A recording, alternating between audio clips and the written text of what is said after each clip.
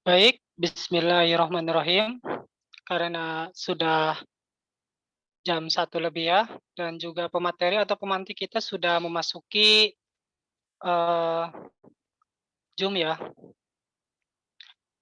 Baik, untuk kali ini yang menjadi moderator adalah saya ya, sambil menunggu peserta masuk ya.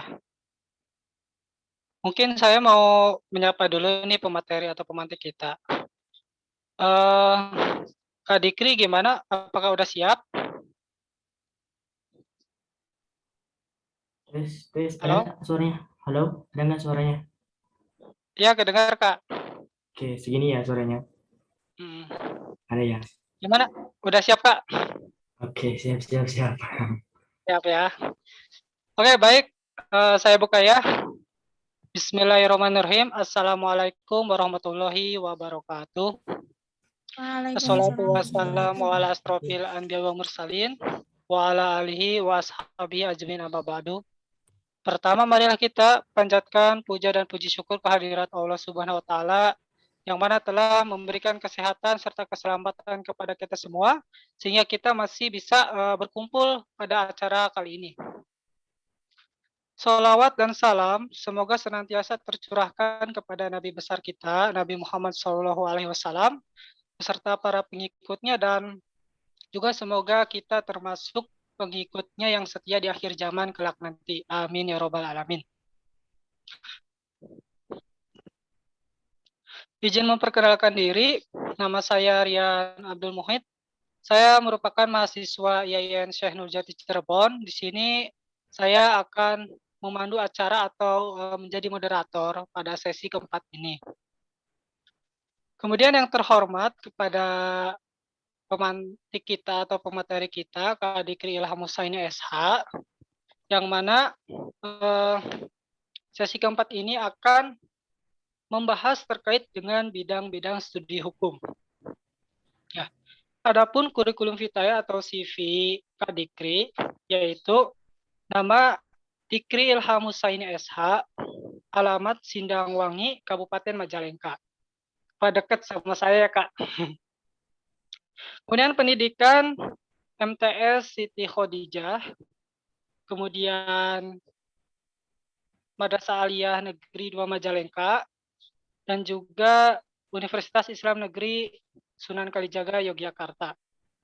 Kemudian untuk pengalaman organisasi, yaitu sekarang di LBH Cinta Lingkungan dan Pencari Keadilan dengan Deputi Perlindungan dan Pemberdayaan Anak. Kemudian pengalaman yaitu mengikuti praktikum legal drafting di Kemenkumham Kantor Wilayah Daerah Istimewa Yogyakarta. Kemudian magang di Biro Hukum Setda Daerah Istimewa Yogyakarta bagian perundang-undangan dan Biro Hukum Setda Daerah Istimewa Yogyakarta. Supaya tidak berlama-lama, mungkin langsung saja kepada pemateri kita atau pemantik kita yaitu Kak Dikri Hamusain Esa. Saya dan tempat saya persilahkan untuk pemaparan materi. Oke, tes, suara saya ada segini. Ada nggak suara Ya, saya? ada Kak. Ya, Dengar Kak. ya. Biar saya nanti tidak teriak-teriak gitu loh. Oke, Assalamualaikum warahmatullahi wabarakatuh. Salam sejahtera bagi kita semua. Semoga kita dalam lindungan Allah Subhanahu, lindungan Tuhan Yang Maha Esa.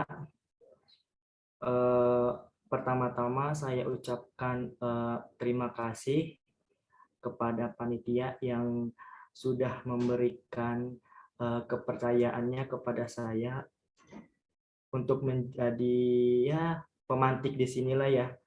Kita sama-sama belajar, kita sama-sama berproses, kita sama-sama berprogres. Saya juga sebenarnya di sini belajar, masih tahap belajar ya.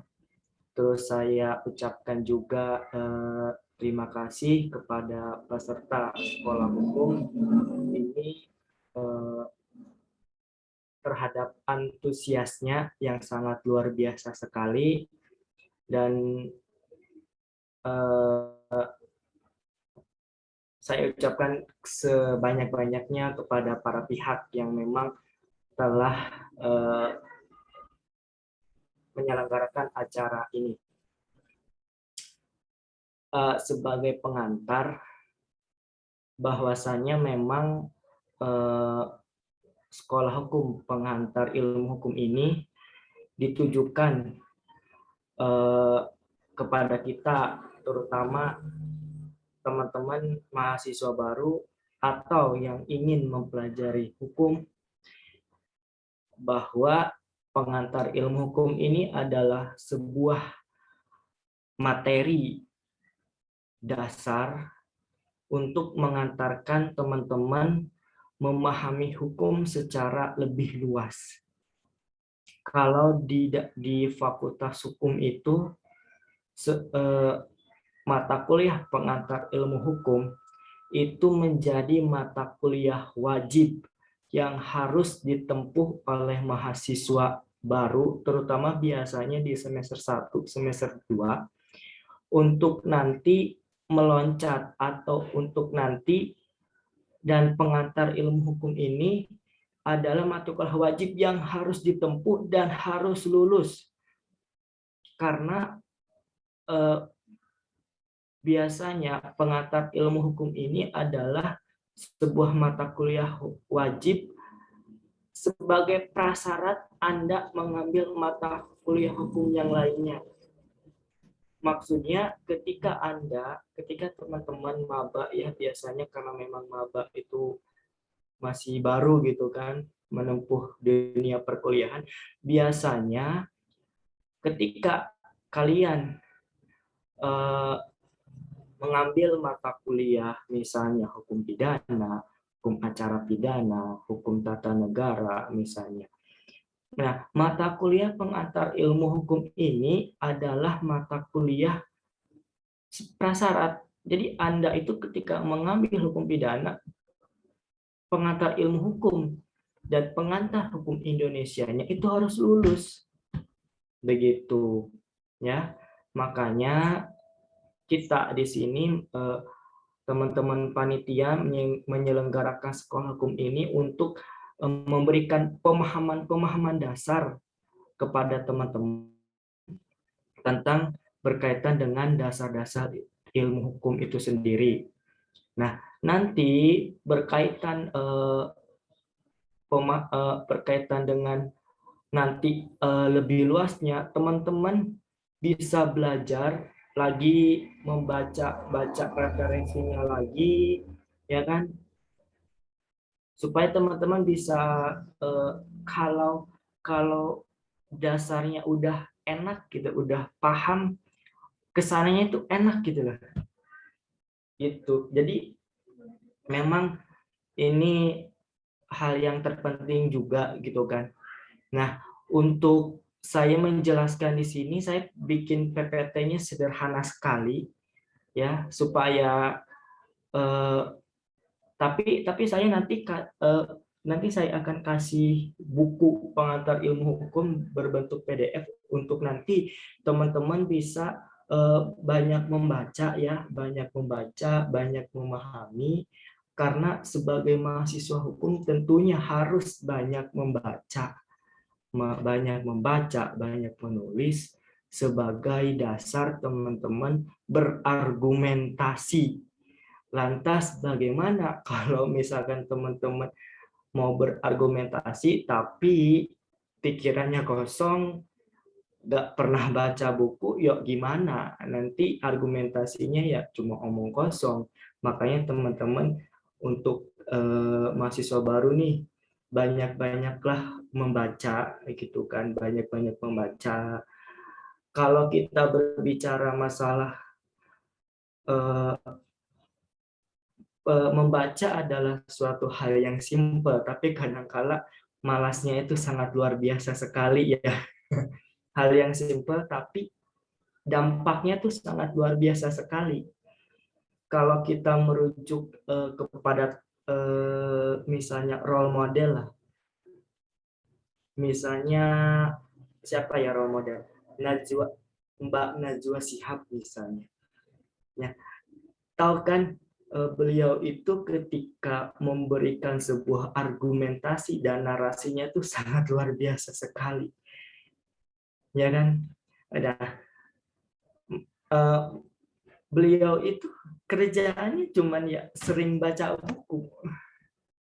Makanya argumentasi statement yang dikeluarkan oleh Mbak Najwa itu sangat luar biasa kan kalau kita lihat ya. Seperti itu. Seperti itu. Eh, saya di sini hanya memotivasi teman-teman saja ya. Karena sebenarnya belajar hukum tuh asiknya tuh begini. Bahwa hukum itu ada di kehidupan sehari-hari kita. Gitu kan. Kehidupan sehari kita tidak akan terlepas yang namanya hukum. Lantas kenapa gitu? Sekarang kita nggak semangat untuk belajar hukum. Sebelum Anda menjadi mahasiswa hukum mungkin tidak tahu sebenarnya apa yang dilakukan kita itu perbuatan hukum atau tidak gitu kan ya. Makanya banyak orang yang sebenarnya apa sih belajar hukum tuh buat apa gitu kan. Hukum tuh begitu gak adil lah sebagainya lah sebagaimana. Sebenarnya hukum itu yang tiap hari juga kita lakukan, hanya saja kita tidak tahu apakah itu adalah perbuatan hukum apa tidak, apakah itu peristiwa hukum apa tidak. Biasanya kan seperti itu. Nah, memahami hukum, belajar hukum itu bukan hanya hanya mahasiswa hukum saja atau sarjana hukum saja atau akademisi di bidang hukum saja, tetapi setiap orang harus belajar hukum. Kalau saya membaca Adigum, hukum itu bilang gini, ketidaktahuan akan hukum, kalau nggak salah ya, tidak bisa dimaafkan. Kalau nggak salah ya, saya pernah baca itu. Atau apa mungkin teman-teman bisa menyanggah. Hukum itu kejam, sadis. Ya, tapi emang begitu bunyinya gitu loh. Seperti itu kan. Ya, untuk memulai materi kita, sekarang kita menjelaskan tentang bidang-bidang studi hukum ya. Saya jelaskan secara sederhana saja. Berkaitan bidang studi hukum sebenarnya ilmu hukum itu tidak bisa berdiri sendiri tanpa ilmu yang lainnya ya. Bahkan kemarin sudah kan belajar tentang apa itu hukum di materi pertama itu, konsep dasar mengenai hukum. Nah, ada perbedaan pendapat tentang ilmu hukum. Hukum itu apakah ilmu apa bukan? Ya, tapi mungkin teman-teman kemarin udah belajar di materi pertama ya tentang apa itu hukum. Saya tidak menjelaskan lagi tentang bagaimana pengertian definisi hukum lagi karena memang teman-teman sudah memahami apa itu hukum di sesi pertama. Nah, untuk memulainya di sini ini materi terakhir ya. Jadi mungkin saya jelaskan secara sederhana dan secara sederhana dan singkat saja. Nanti biar teman-teman di sesi terakhir ini banyak bertanya atau banyak konsultasi atau banyak lain sebagainya ya. Nah, kita mulai bidang studi hukum.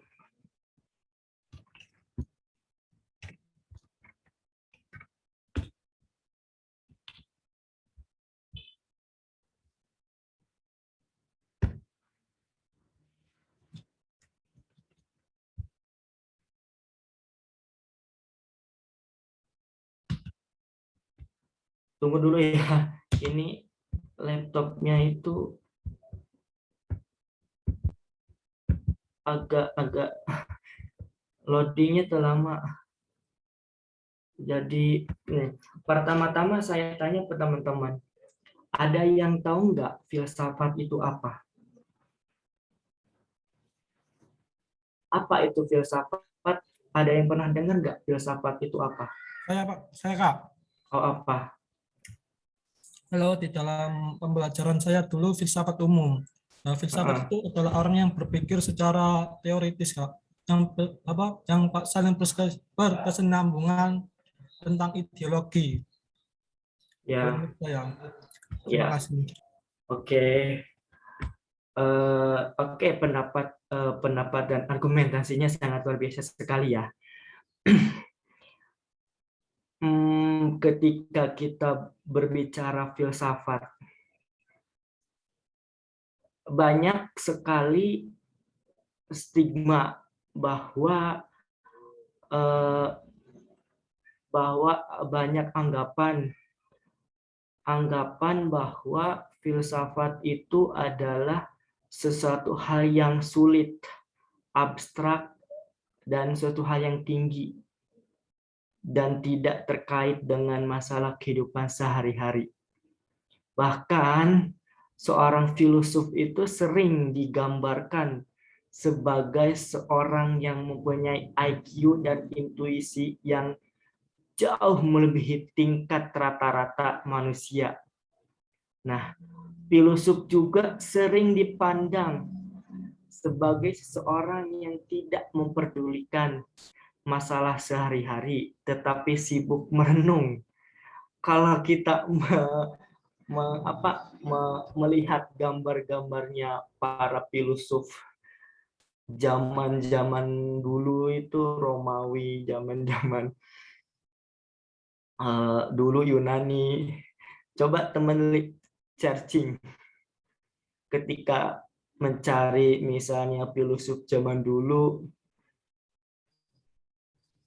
coba apa gambar-gambar misalnya kalau cari Plato, Aristoteles, apa yang ia lakukan kalau di fotonya itu apa gambarnya itu kan lagi sedang merenung. Apakah seperti itu filsafat itu ya? Apa gimana? Ya.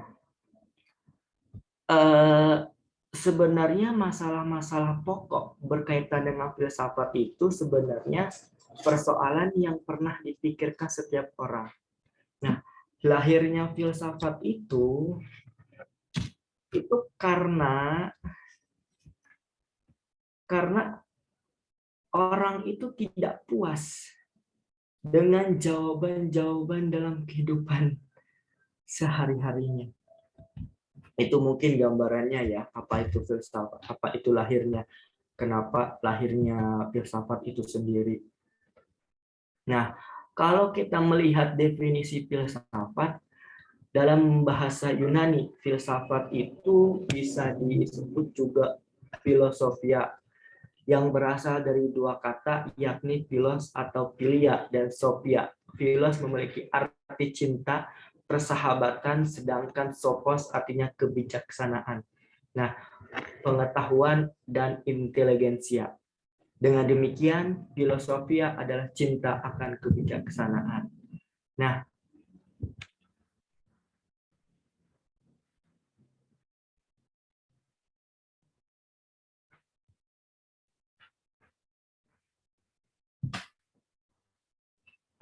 banyak orang yang memahami istilah filsafat sebagai suatu teori umum tentang sesuatu, khususnya tentang bagaimana mendekati suatu masalah yang besar dan penting. Contohnya, dalam media massa, dinyatakan bahwa kelompok ini liberal, sementara kelompok itu konservatif. Nah, keduanya itu memiliki perbedaan pendapat tentang filsafat politik misalnya. Nah, dan dinyatakan bahwa para pendiri negara kita telah sepakat tentang suatu filsafat negara. Nah, sistem pendidikan yang diterapkan di tanah air juga didasarkan atas suatu filsafat. Jadi makanya filsafat itu adalah apa yang kita pikirkan, keingintahuan kita tentang sesuatu. Itu yang saya pahami. Nah, istilah filsafat juga bisa dikaitkan atau menunjuk kepada arti pandangan hidup, view of life, seseorang atau sekelompok orang tentang bagaimana kita harus mengatur hidup dan kehidupan kita. Nah, di sini kita lihat bahwa filsafat itu dipahami sebagai sesuatu yang memiliki orientasi praktis bahwa hidup untuk makan atau makan untuk hidup. Nah, ciri citra umum bahwa filsafat itu sulit dan rumit juga tergambar dari biasanya nada sinis masyarakat ketika mereka mengetahui bahwa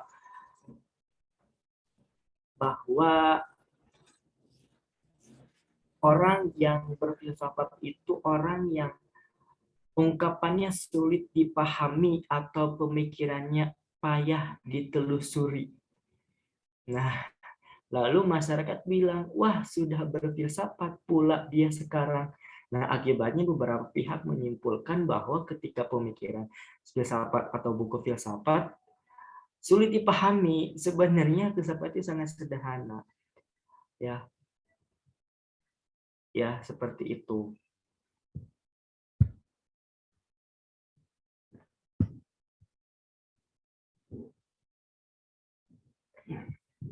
Hal sangat sederhana.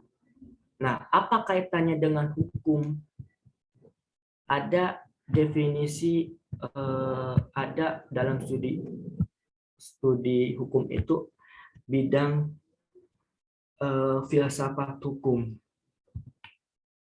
Nah, ada beberapa definisi-definisi yang dikeluarkan oleh beberapa tokoh hukum, misalnya Sajid Toraharjo mengemukakan bahwa filsafat hukum itu mempersoalkan pertanyaan yang bersifat dasar dari hukum. Pertanyaan tentang hakikat hukum, tentang dasar kekuatan mengikat dari hukum. Nah, contoh dari pertanyaan yang bersifat mendasar itu. Nah, bagaimana sih ciri-ciri filsafat itu? Ciri filsafat itu yang ciri utamanya itu bersifat universal, radikal, sistematis. Ya. Tetapi begini, ketika teman-teman memulai ingin mempelajari filsafat, ada dua hal yang teman-teman harus perhatikan secara tegas bahwa kita melihat daripada tujuan teman-teman belajar filsafat. Ketika teman-teman belajar filsafat, ada dua hal yang teman-teman harus pilih. Pertama yaitu apakah tujuan belajar filsafat itu menjadi seorang filosof ataukah ahli filsafat. Kalau teman-teman ingin menjadi seorang filosof, ya tinggal berpikir sendiri, merefleksikan sendiri, berkreasi sendiri, dan memproduksi sendiri. Tapi ketika menjadi ahli filsafat, berarti teman-teman harus tahu yang namanya belajar teori filsafatnya, tokoh-tokohnya siapa saja. Misalnya tokohnya tadi Plato, Aristoteles, terus kalau dalam konteks filsafat Islam itu ada yang namanya Al-Kindi misalnya, dan sebagainya. Ada dua hal juga yang perlu dipahami bahwa apakah filsafat itu digunakan sebagai alat untuk berpikir atau sebagai produk pemikiran, itu juga harus dipahami ya daripada teman-teman. Terus apa sih manfaat belajar manfaat filsafat hukum itu? Yaitu menjawab pertanyaan umum mengenai hukum, mengenai hakikatnya dan sifatnya. Misalnya filsafat hukum itu memperdalam dan memperluas pengetahuan tentang hukum yang menjadi objek hukum positif. Seperti itu. Itu sebenarnya. Nah, nanti untuk teman-teman belajar lebih mendalamnya lagi, nanti teman-teman bisa belajar sendiri ya, baca-baca buku filsafat lagi, dan biasanya di kuliah itu semester pertama atau kedua ada belajar filsafat juga ya, biar lebih mendalam lagi pembelajaran filsafatnya. Karena penting banget sebagai mahasiswa hukum itu harus memahami filsafat juga ya. Sebagai sebagai alat untuk berpikir seperti itu. Ya. Nah, korelasinya nanti saya jelaskan dasar-dasar tentang apa itu filsafat hukum. Ya. Apa sih filsafat hukum itu? Nah, nanti saya jelaskan.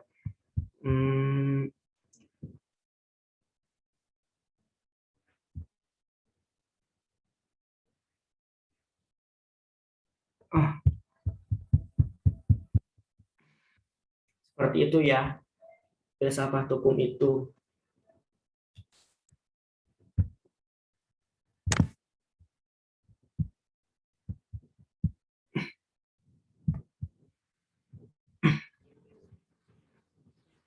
Bahwa istilah filsafat hukum itu istilah yang memang lazim di lingkungan Fakultas Hukum. Ketika kita melihat sejarah adanya filsafat hukum itu pada zaman Hindia Belanda, dahulu istilah filsafat hukum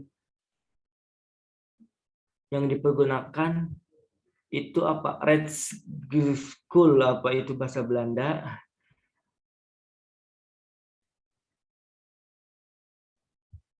Nah, intinya manfaat filsafat hukum itu kan untuk menjawab pertanyaan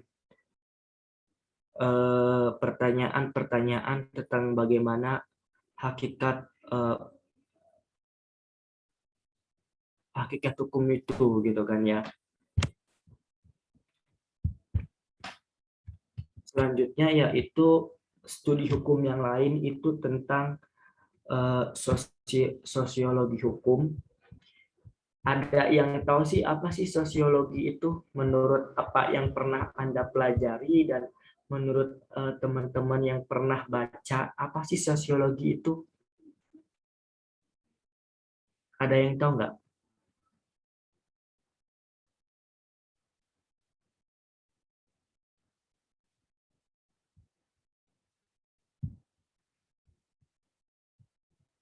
Nah, kalau kita kaitkan dengan hukum, apa sih sosiologi hukum itu?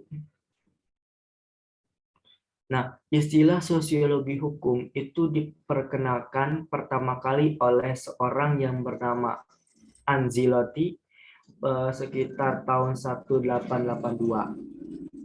Nah, dari perkembangannya dapat dijelaskan bahwa sosiologi hukum pada hakikatnya lahir dari hasil pemikiran para ahli filsafat hukum. Ya, ilmu hukum serta sosiologi. Nah, semenjak Angelotti itu mengemukakan istilah sosiologi hukum. Nah, apa aja sih sebenarnya ruang lingkup sosiologi hukum secara umum?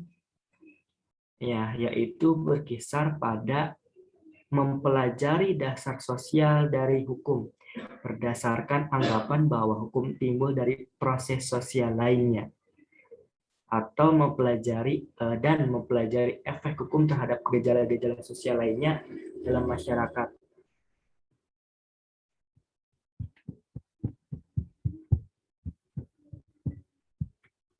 Seperti itu.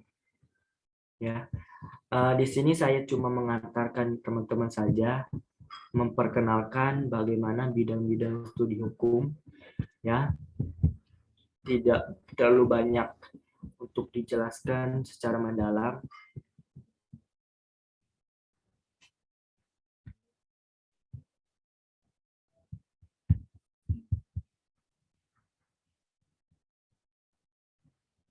Ya,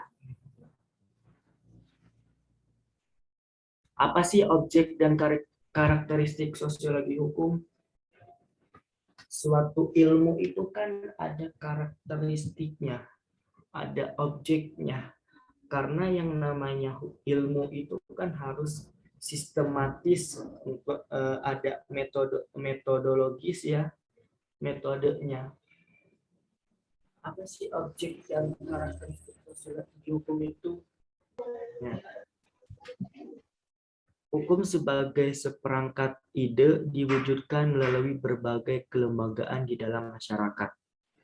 Nah, dalam rangka hukum dari sudut perorganisasian sosialnya, kita tidak membatasi gitu kan bekerjanya lembaga hukum itu hanya dengan melihat apa yang ditentukan secara normatif, tetapi juga dilihat dari segi sosiologis. Seperti itu ya.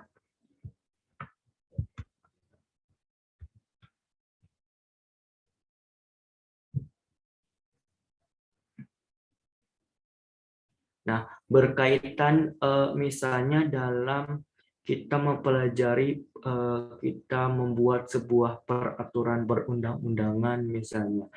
Nah, sosiologi hukum itu hadir. Kan pembuatan undang-undang. Tidak hanya menanyakan apakah undang-undang itu, tetapi sosiologi hukum juga harus juga berperan di situ. Misalnya dalam pembentukan ketika kita ingin membuat sebuah yang namanya aturan undang-undang. Biasanya untuk membuat sebuah undang-undang itu harus ada landasan filosofis, landasan yuridis, dan landasan sosiologis. Apa yang menjadi dasar sosiologis yang membuat sebuah undang-undang itu? Ya, seperti itu. Atau bahkan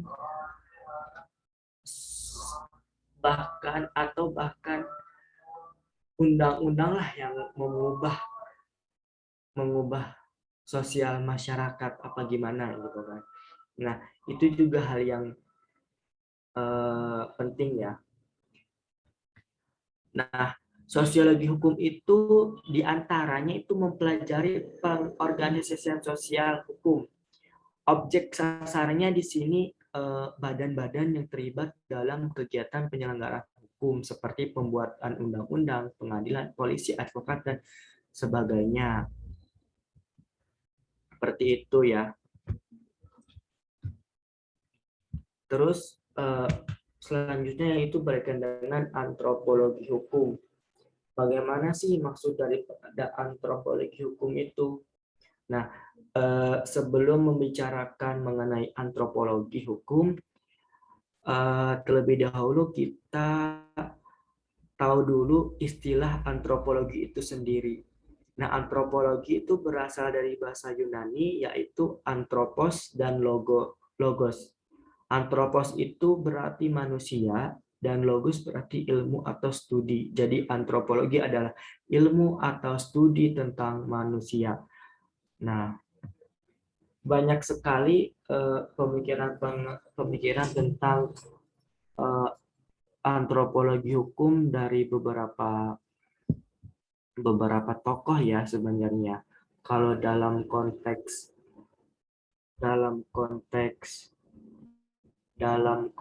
keilmuan memang perbedaan pendapat itu hal yang sangat lumrah ya, hal yang sangat biasa.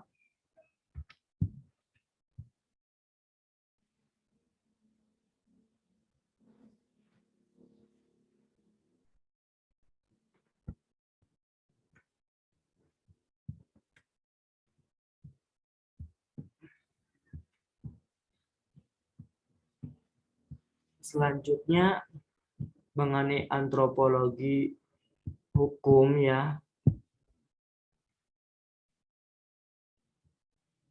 Kita berbicara tentang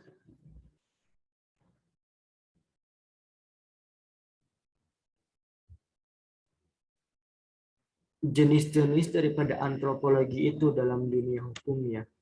Ada antropologi yang bersifat fisik dan antropologi budaya.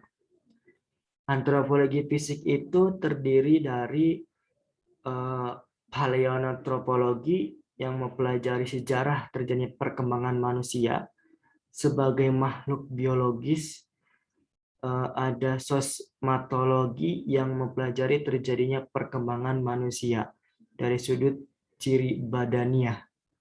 Nah, antropologi budaya itu terdiri atas etnologistik yang mempelajari penyebaran dan pertumbuhan bahasa manusia. Ada juga prehistori yang mempelajari terjadinya perkembangan dan penyebaran kebudayaan manusia. Ada lagi etnologi yang mempelajari dasar-dasar kebudayaan manusia dalam kehidupan masyarakat. Nah, tetapi antropologi itu melihat hukum hanya sebagai aspek dari kebudayaan. Jadi suatu aspek yang digunakan oleh kekuasaan masyarakat yang teratur dalam mengatur perilaku manusia dan masyarakat agar tidak terjadi penyimpangan yang terjadi dari norma-norma sosial yang ditentukan dan diperbaiki. Nah, perilaku manusia itu kemudian menjadi kebiasaan pribadi atau masyarakat yang selanjutnya menjadi adat ya. Makanya dalam hukum itu ada istilah hukum adat. Dan menjadi sistem kontrol sosial akan memiliki kekuatan hukum apabila digunakan oleh kekuasaan masyarakat yang terjadi dari norma-norma sosial yang ditentukan dan dapat diperbaiki. Itulah gambarannya gitu kan ya. Nah, apa sih ruang lingkup antropologi hukum itu? Nah,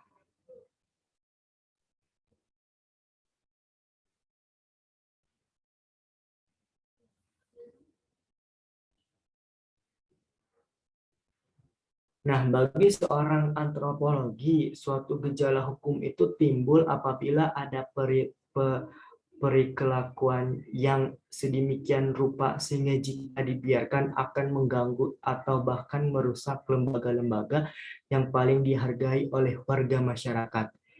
Nah, oleh karena itu, hukum sebagai aspek kehidupan, aspek kebudayaan, mempunyai beberapa fungsi fundamental untuk memelihara kedudukan masyarakat. Nah, antropologi itu mengupayakan untuk mengungkapkan nilai yang menjadi dasar atau asas kaidah hukumnya.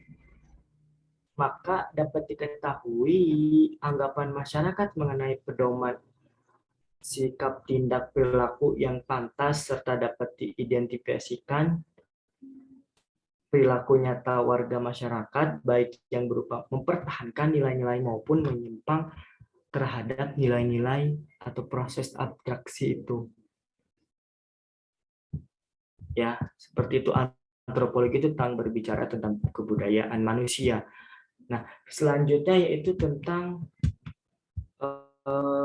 perbandingan hukum. Apa sih perbandingan hukum itu? Membanding-banding. Kalau kita berbicara membanding-bandingkan.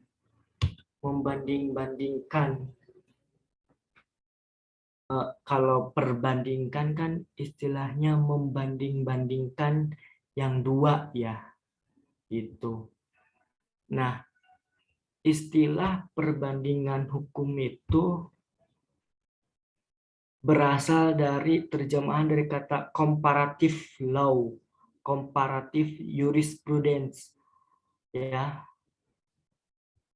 Apa sih maksud dari perbandingan hukum itu?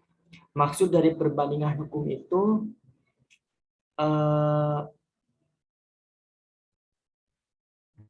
dulu laptop sayanya tuh ini agak error juga ya. Agak apa namanya? tiba-tiba loading saja gitu. Nah, perbandingan hukum itu ada yang berpendapat bahwa perbandingan hukum itu adalah sebuah ilmu. Tetapi ada yang mengatakan bahwa perbandingan hukum itu bukan ilmu. Kenapa bisa bukan ilmu? Karena perbandingan hukum itu hanya sebatas metode, hanya sebagai metode saja. Metode cara membandingkan hukum aja antara satu hukum terhadap hukum yang lain. Nah, ketika kita mengutip sebuah pendapat, misalnya pendapatnya Sujono Wijosworo, menjelaskan bahwa perbandingan hukum adalah metode studi yang mempelajari perbedaan sistem hukum antara negara yang satu dengan negara yang lain. Nah, atau misalkan pendapatnya Romli Atmasmita misalnya berpendapat bahwa perbandingan hukum atau comparative law adalah suatu ilmu pengetahuan yang mempelajari secara sistematis tentang hukum dari dua atau lebih sistem hukum dengan menggunakan metode perbandingan. Nah, perbandingan hukum itu ada yang mengatakan ilmu ya. Ilmu yang membandingkan dengan cara mencari perbedaan, persamaan antara sistem hukum yang berlaku dalam suatu atau beberapa negara ataupun masyarakat. Nah, dengan demikian, ruang lingkup perbandingan hukum itu memperbandingkan sistem hukum dari satu atau beberapa masyarakat yang berkaitan dengan isi kaidah-kaidah dasar kemasyarakatan.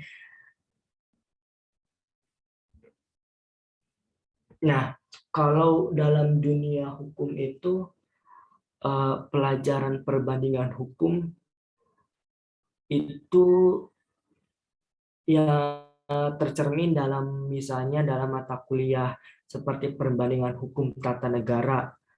Nah, dulu saya waktu zamannya kuliah itu mendapatkan mata kuliah perbandingan hukum tata negara. Di sana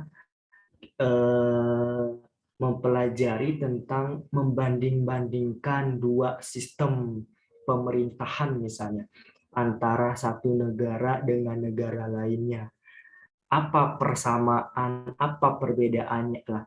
Lantas apa sih manfaatnya ya untuk ya sebagai studi perbandingan misalnya. Sebagai studi perbandingan bagaimana. Nah, ketika dulu misalnya Indonesia itu membuat sebuah Mahkamah Konstitusi. Mahkamah Konstitusi itu kan di Indonesia itu baru tahun 2000 berapa ya? 2002 ya apa 2004 muncul hadir. Itu ada dulu sebelumnya studi perbandingan bagaimana studinya dulu melihat perbandingan negara-negara lain yang sudah mendirikan sebuah Mahkamah Konstitusi. Itu manfaatnya di sana, studi perbandingan itu.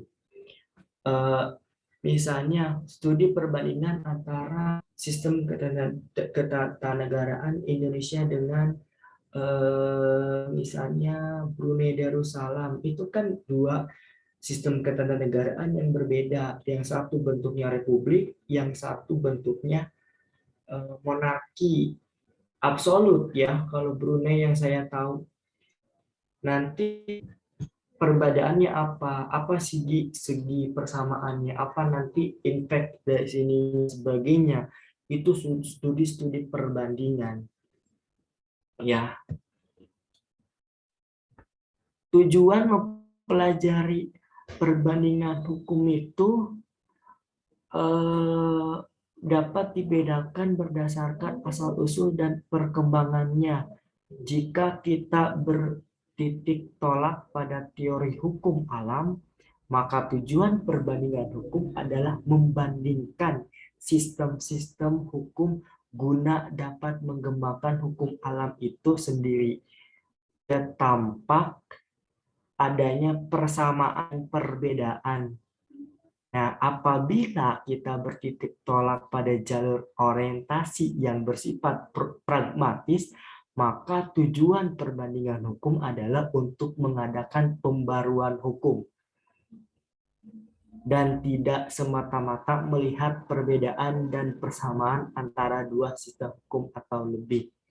Nah, itu manfaatnya ya. Itu penting banget kalian belajar tentang perbandingan hukum ya. Bukan hanya sistem hukum yang ada di Indonesia, tetapi bagaimana sistem hukum di negara-negara lain. Supaya teman-teman kaya akan wawasan dan sebagainya. Apalagi ini kalian masih mahasiswa ya, sebagai pengetahuan hukum dan lain sebagainya. Nanti agar diimplementasikan sebagai sebagai pembentukan hukum di Indonesia kita nanti ya, kalian calon-calon penerus bangsa ya. Misalnya kalian itu membandingkan sistem kelembagaan negara independen misalnya, membandingkan kelembagaan negara independen misalnya KPK di Indonesia dengan ACRR,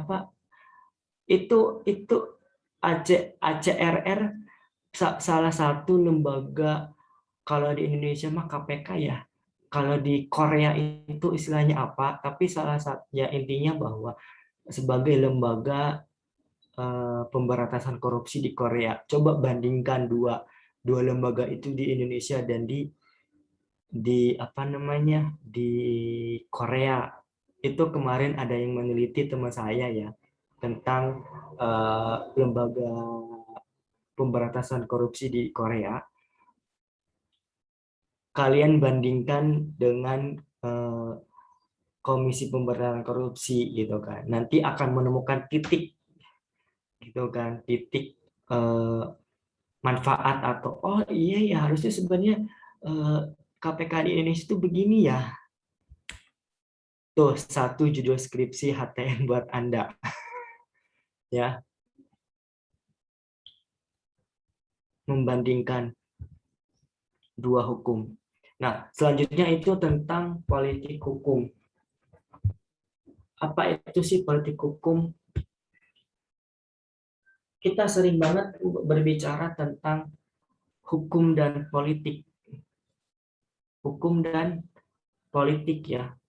Apa sih kaitannya hukum dan politik? Sebenarnya hukum dan politik itu dua hal yang tidak dapat dipisahkan satu dengan yang lainnya. Ya. Keduanya itu saling mempengaruhi. Antara politik dan hukum itu di dalam kehidupan sehari ada 3 titik temu.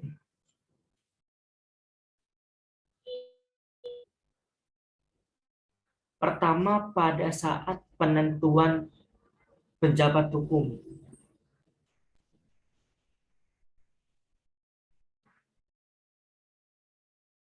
Politik hukum. Pada waktu penentuan pejabat hukum misalnya, walaupun tidak semua proses penetapan pejabat hukum melibatkan politik, tetap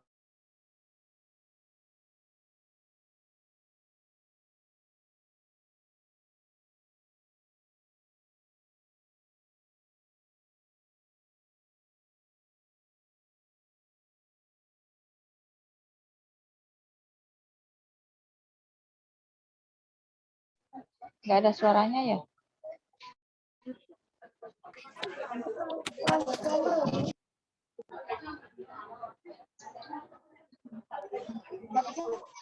Ini udahan apa hilang ya suaranya? Suaranya hilang. Mungkin sinyal Kak, sinyal mungkin. Ya, mungkin juga. bentuk hukum. Sebentar ya Kak, nanti saya hubungi dulu. Barangkali sinyalnya mungkin Baik Kak, terkendala. baik.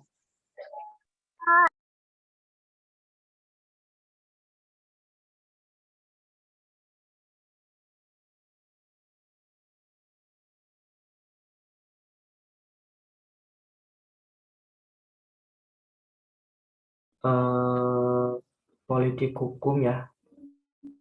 Berkaitan dengan politik hukum,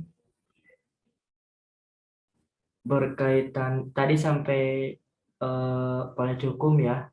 Politik hukum itu dua hal, antara politik dan hukum itu dua hal yang sebenarnya berbeda tapi tidak dipisahkan ya. Makanya teman-teman mempelajari politik hukum itu penting sekali, terutama teman-teman ketika ingin mempelajari hukum tata negara ya. Itu penting sekali politik hukum.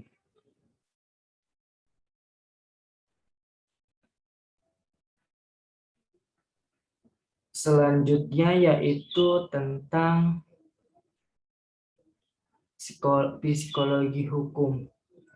Apa sih sebenarnya psikologi hukum? Kok hukum itu ada psikologinya gitu kan? Kenapa? Bukannya psikologi itu berkaitan dengan ilmu jiwa gitu kan? Nah, psikologi itu kalau ditinjau dari segi ilmu bahasa itu dari kata psiko dan logos. Psiko itu sering diartikan jiwa dan logos yang berarti ilmu. Ya, berarti psikologi itu diartikan dengan ilmu pengetahuan tentang jiwa. Nah, hukum itu dibentuk oleh jiwa manusia, baik putusan pengadilan maupun perundang-undangan merupakan hasil jiwa manusia. Oleh karena itu, psikologi merupakan karakteristik hukum yang tidak dapat dipisahkan dari hukum itu sendiri. Nah, dalam hal ini Surjono Sukanto memberikan definisi psikologi hukum, yaitu suatu cabang ilmu pengetahuan yang mempelajari hukum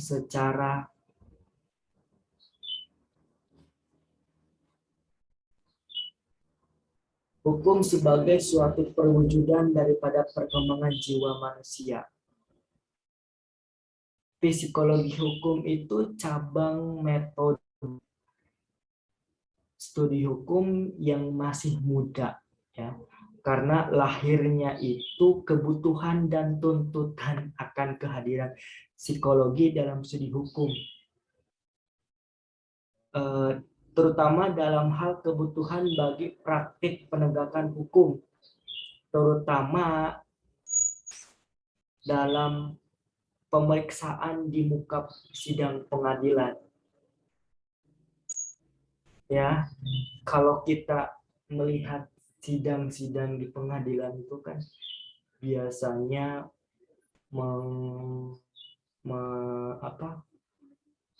kalau dalam itu tuh ada istilah psikologi forensik ya, bagaimana berkaitan dengan apakah pelaku tindak pidana itu secara jiwanya itu apakah melakukan tindak pidana itu apakah ada tekanan jiwa atau tidak misalnya.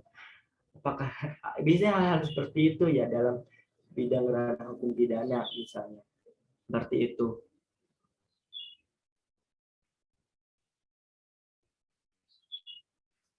Adapun bagaimana sih ruang lingkup psikologi hukum itu? Nah, pertama itu adalah segi psikologi tentang terbentuknya norma atau kaidah hukum, kepatuhan atau ketaatan terhadap kaidah hukum, perilaku menyimpang, psikologi dalam hukum pidana, dan pengawasan perilaku. Nah, ruang lingkup ini merupakan tanda dari suatu perkembangan di dalam cabang-cabang ilmu pengetahuan hukum, sekaligus juga menunjukkan perkembangan di lapangan studi psikologi. Ya.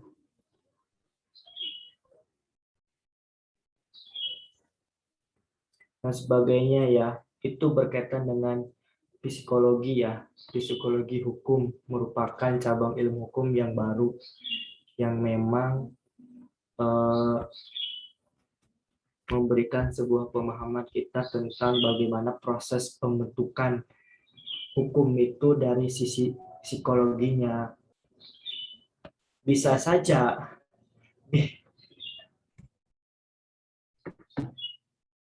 ya, mungkin itu ya yang dapat saya sampaikan, kurang lebihnya mohon maaf. Mungkin saya kembalikan ke moderator ya, karena pembahasan saya sudah cukup. Mungkin saya kembalikan ke moderator.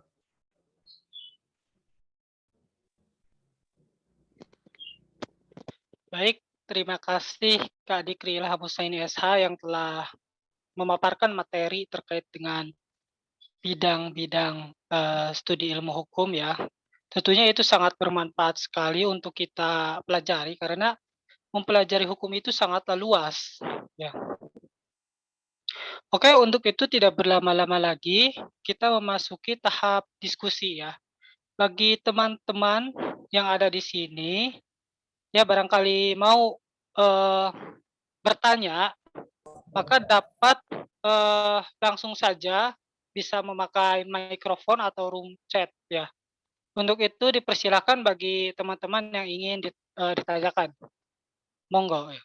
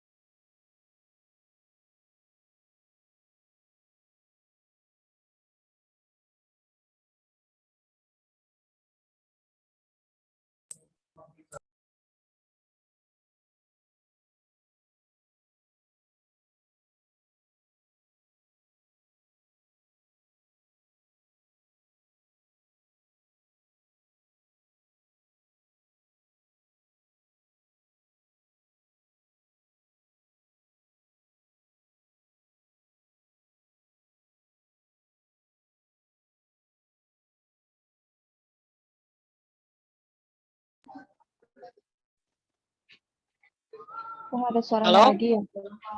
halo tes. Apakah ada yang ditanyakan? Boleh izin bertanya, Mas? Oh, boleh, boleh sok. Oke, sebelumnya terima kasih kepada Kak Dikri tadi sudah menjelaskan terkait bidang-bidang studi hukum yang sangat menarik sekali dan tentunya seperti feedback ya kembali ke maba dan segala macam itu. Dan tentunya yang menarik dibahas dari Kak Dikri itu ada salah satu bidang studi yaitu politik hukum. Nah, yang saya tanyakan kepada Kak Dikri ini Kak sebenarnya. Menurut pandangan kakak pribadi gitu kan, itu kalau kita berbicara tentang politik dan hukum tentunya itu berbeda sekali. Tetapi ada dogmatik di dalam lingkup masyarakat bahwasanya hukum itulah produk politik. Nah itu apakah benar dan apakah hukum itu sebuah alat yang paling manjur untuk politik itu bagaimana terkait dogmatik-dogmatik tersebut yang memang ada di masyarakat. Karena memang ketika dogmatik tersebut didengar oleh anak hukum tentunya tidak terima. Itu hal yang berbeda itu kan. Anak ilmu politik, anak ilmu hukum itu beda. Kenapa selalu dimainkan itu anak hukum itu? Kenapa selalu dibuat dalam produk itu? Sudah politik itu bisa bangun gitu. Itu gimana menurut Kak Diki itu sendiri? Terima kasih Kak.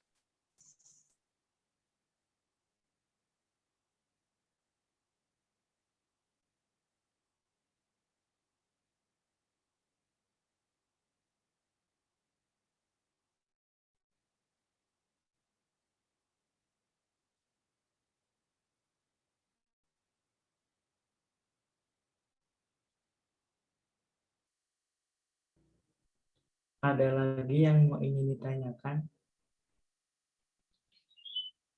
Oke, baik. Kita pertanyaannya tampung dulu ya. Mungkin lanjut dulu ke pertanyaan berikutnya. Barangkali teman-teman yang ingin bertanya, dipersilahkan.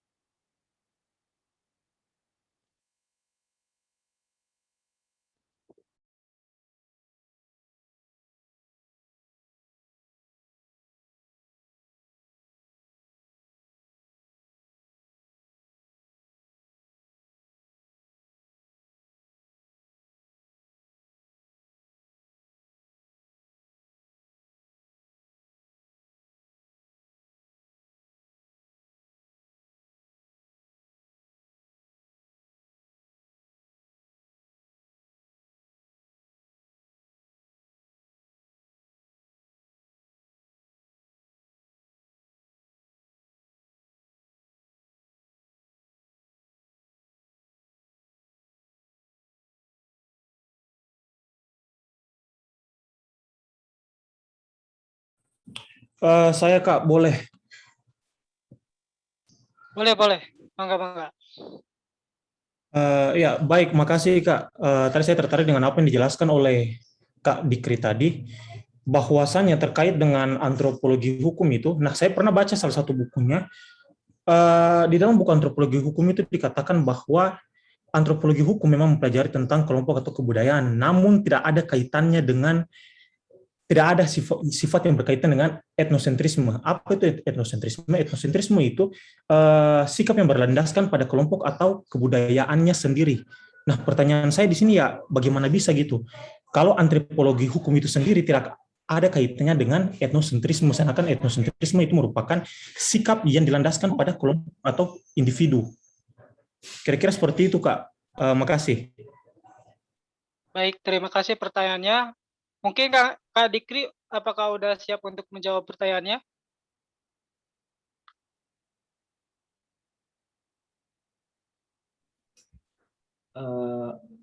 Saya mencoba menjawab pertanyaan yang pertama ya, bagaimana apa hubungan antara politik dan hukum.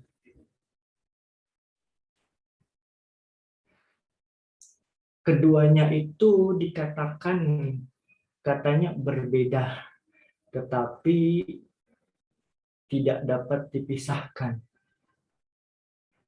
Karena ketika hukum itu tidak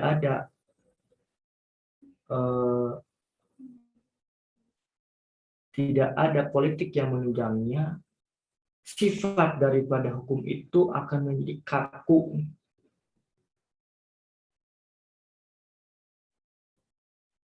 Dan politik tanpa hukum juga itu akan menghasilkan kesewenang-wenangan. Itu yang menjadi dasar, bahwa itu pendapat saya ya, tentang bagaimana memang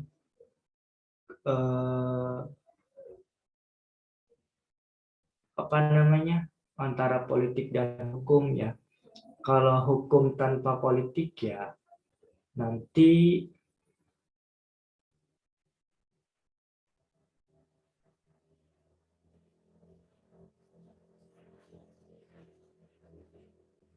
makanya ketika proses produk politik itu bagaimana memang politik hukumnya harus benar-benar, kalau pakai teorinya siapa, Mahfud MD yang mengatakan tentang konfigurasi politik ya, kalau apa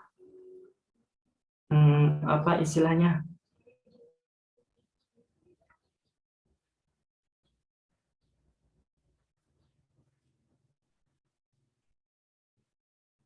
nanti saya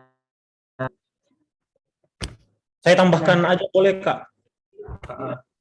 apa. Nah, jadi gini, kalau yang tadi dikatakan oleh teman kita bahwa politik dan hukum itu dua hal yang sangat berbeda. Nah, yang ingin saya katakan seperti ini, Pak. Tadi kalau teman katakan bahwa hal ini produk politik itu, hukum itu merupakan produk politik. Nah, ya emang itu hasilnya memang seperti itu. Kita dalam negara yang kondisi bernegaranya seperti itu. Kita memilih para legislatif, para eksekutif yang duduk memangku jabatan di sana, yang kemudian dari pemikiran-pemikiran abstraksi logis mereka yang mereka buat, barulah kemudian tercipta produk-produk hukum yang baru. Contoh DPR yang membuat aturan-aturan, nah itu merupakan produk-produk hukum, keputusan presiden, undang-undang, perpu, dan sebagainya, itu merupakan produk hukum yang dihasilkan dari proses-proses politik.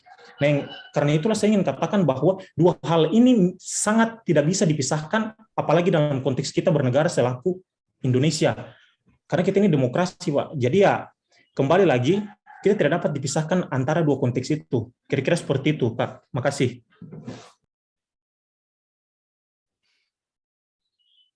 Politik itu kan strategi untuk mencapai sesuatu. Bahkan ketika pembentukan negara kita tuh kan di situ sebenarnya ada unsur-unsur politik. Kenapa negara kita berbentuk negara hukum? Karena ada sebuah strategi cita-cita yang ingin dicapai. Apa strateginya? Yaitu bahwa membuat negara kita adalah sebagai negara hukum, untuk karena bercita-cita ingin negara ini tertib dan sebagainya, maka dan lain sebagainya, itu kan memang kedua hal yang sebenarnya tidak dipisahkan ya. Mungkin teman-teman ada yang menambahkan lagi. Kalau misalkan tidak ada yang menambahkan lagi, saya mencoba membahas tentang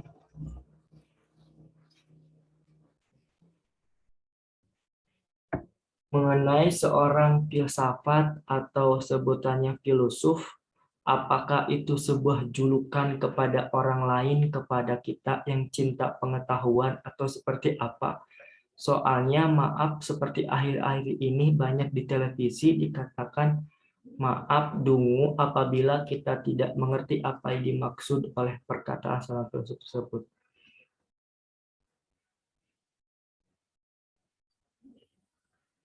Sebenarnya kita itu sebenarnya seorang filosof sebenarnya. Kita itu dalam hidup sering mempertanyakan sesuatu hal. Keingintahuan kita tuh keingintahuan kita terhadap sesuatu sebenarnya secara fitrah, secara naluri sebenarnya ada tinggi sebenarnya. Kadangkala apalagi ketika kita masih kecil ya, rasa keingintahuan kita tuh sebenarnya luar biasa.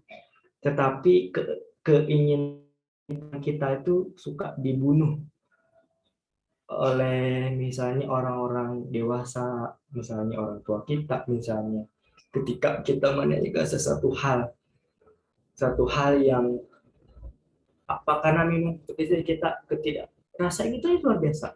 Ditanya sesuatu apa ini, oh ini, suka dijawab dengan ya lihat aja ini ya.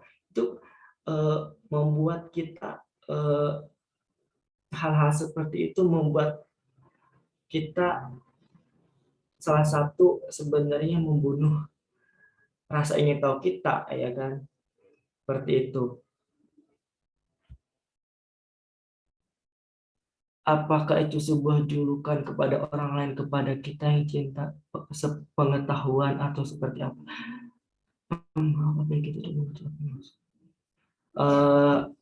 Pertanyaan kedua ya.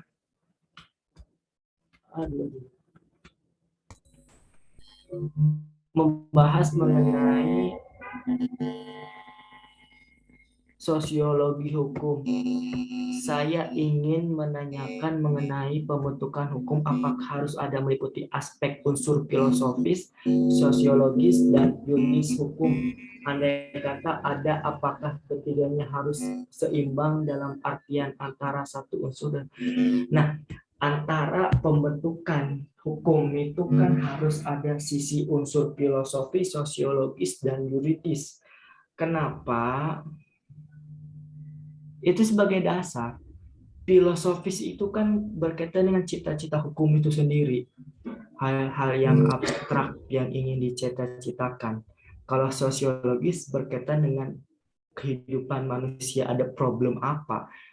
Dan yuridis, kalau filosofi, sosiologis, dan yuridis, kalau dalam konteks perundang-undangan itu ada di undang-undang. Bagian apa istilahnya, di bagian pertama, halaman pertama tuh ada diktum, ada apa lagi, itu tuh menyangkut menimbang. Menimbang bahwa itu unsur, harus ada unsur sosiologis, filosofis, dan yuridisnya. Seperti itu. Ketika unsur itu tidak ada, ya berarti cacat formil undang-undangnya. Ya, karena setiap pembentukan undang-undang itu ada dasarnya apa gitu.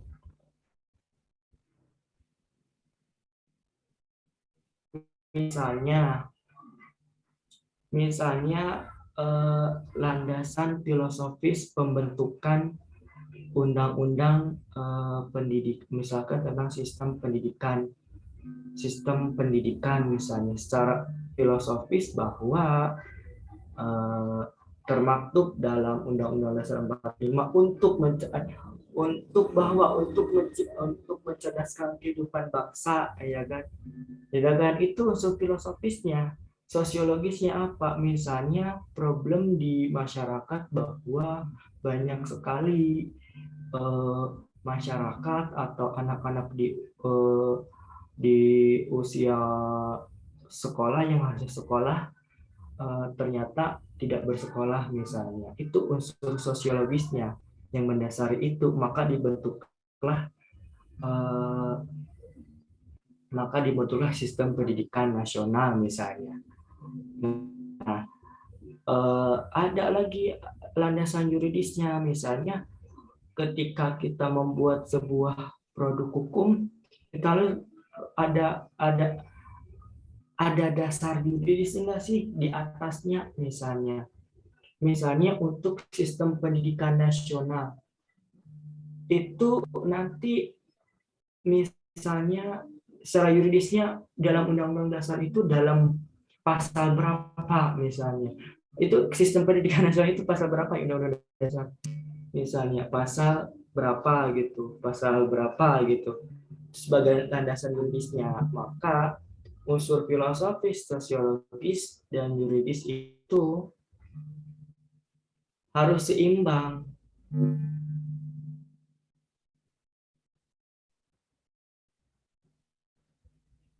Ya, berarti kalau tidak ada aspek tersebut, bisa jadi undang-undang yang dibuat itu ya cacat secara material dan formil. Berarti ada tujuan tertentu ketika membuat sebuah undang-undang.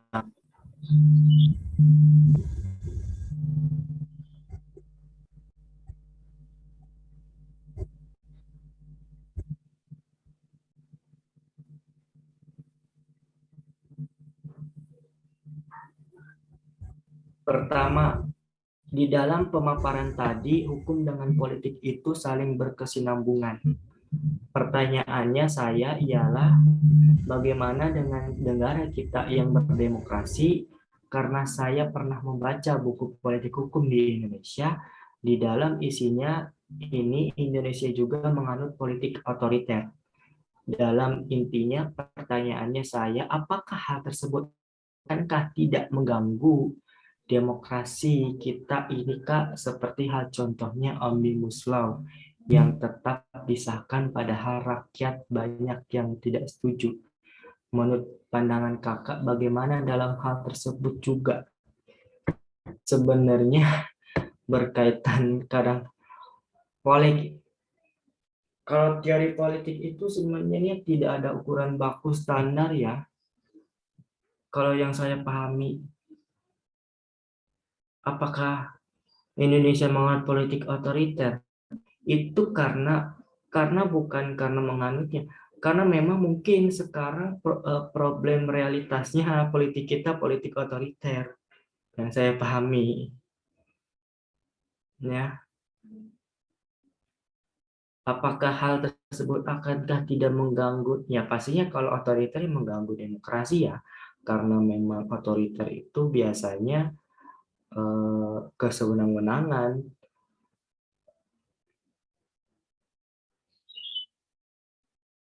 Seperti itu ya.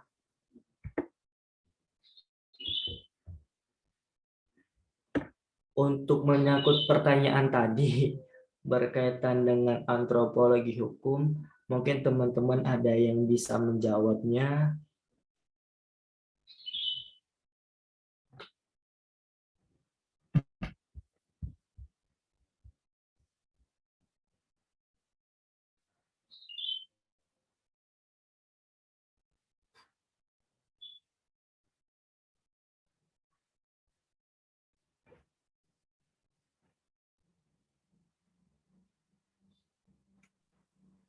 Baik, barangkali teman-teman di sini ada yang ingin menambahkan atau berpendapat terkait dengan pertanyaan tadi, maka dipersilahkan.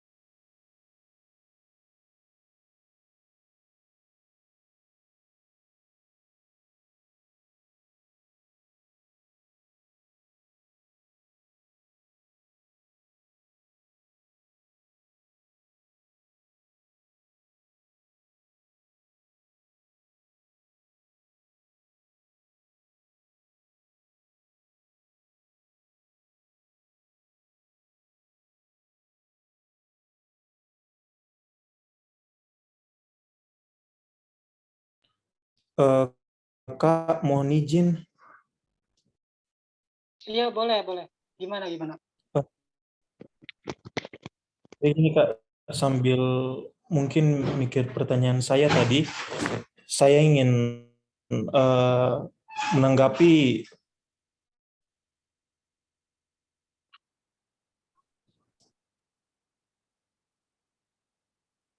Halo Kak, Ya, halo.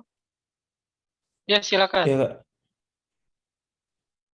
Nah, jadi tadi untuk pertanyaannya teman kita yang Zainul, eh, dia bertanya kalau sebuah julukan, sebutan filsuf itu sebuah julukan kepada orang lain, kepada yang cinta pengetahuan atau seperti apa. Ya, bagi saya filsuf itu orang yang mendalami dan mempelajari mengenai ilmu filsafat. Seperti itu. Nah, lalu saya langsung saja yang dimaksud dengan tadi ditulis di situ oleh Zainul, kata dungu.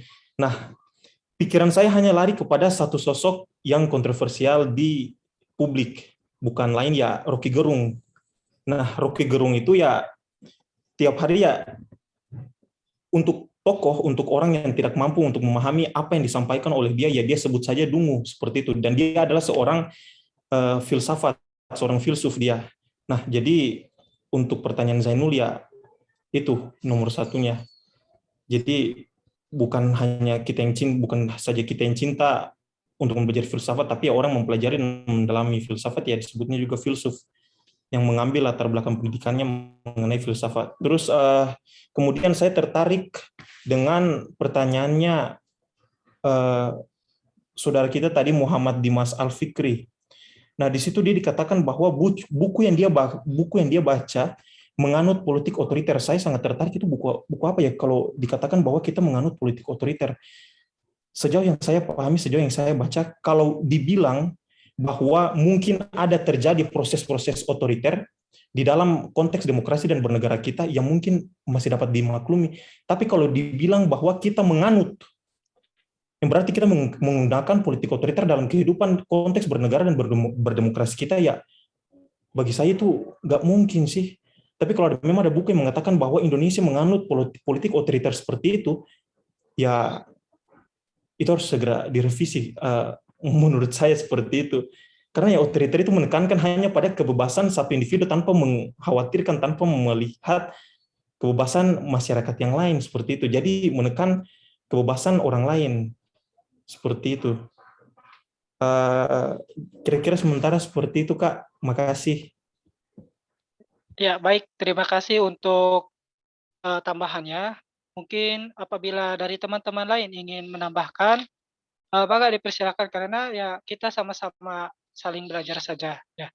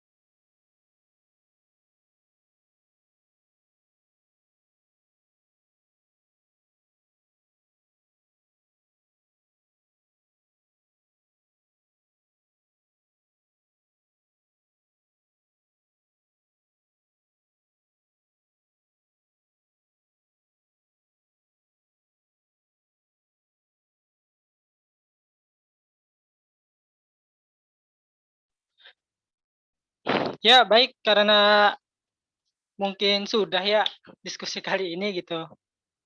Barangkali ada teman-teman yang merasa kurang atau ingin didiskusikan lebih, maka bisa dilontarkan di grup saja ya, biar kita tahu semua dan bisa saling, membantu sama lain. Jadi, untuk kesimpulan pada, acara terakhir kita ini sesi keempat mengenai bidang studi ilmu hukum, yaitu bahwasannya ilmu hukum itu memiliki hakikat interdisipliner ya, yang mana hakikat ini itu digunakannya, disiplin ilmu pengetahuan ini adalah untuk membantu menerangkan berbagai, aspek yang berhubungan dengan hukum yang ada di masyarakat. Nah, hal itu, sesuai dengan apa yang ada pada buku Ilmu Hukum Profesor Satcipto Raharjo SH. Ya, untuk segala kekurangan dan kelebihan dari kami, baik itu dari pemateri maupun panitia, kami mohon maaf ya. Kemudian juga jangan lupa untuk isi absen. Terima kasih, kurang lebihnya mohon maaf. Wassalamualaikum warahmatullahi wabarakatuh. Waalaikumsalam warahmatullahi wabarakatuh.